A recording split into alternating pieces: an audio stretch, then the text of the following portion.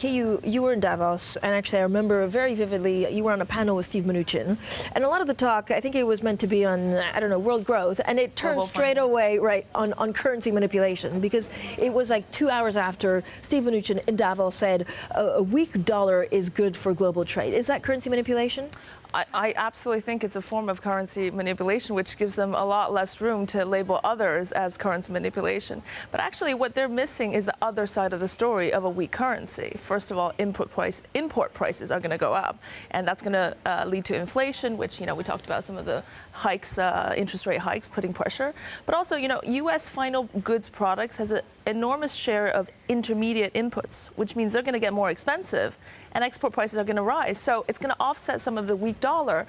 And lastly, confidence in the dollar is absolutely everything for the unique status and privilege that the U.S. has in the global financial system. All right, are we talking about currency wars, Christian?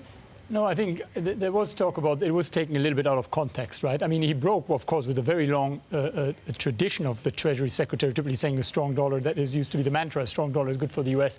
I think it was taken out of context. It was corrected by the president himself.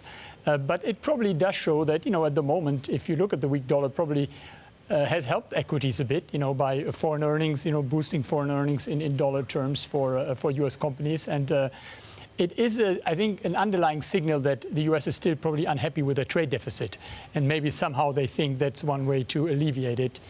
But I fully agree with what you said. It has two sides to it. No, I think the trade imbalance is actually the main reason why President Trump started this, the tariffs that have been put on China to resolve. But the thing is, trade imbalance is not a matter of just currency, right? It's savings and investment. It's macroeconomics. It's just not something that the currency value can resolve.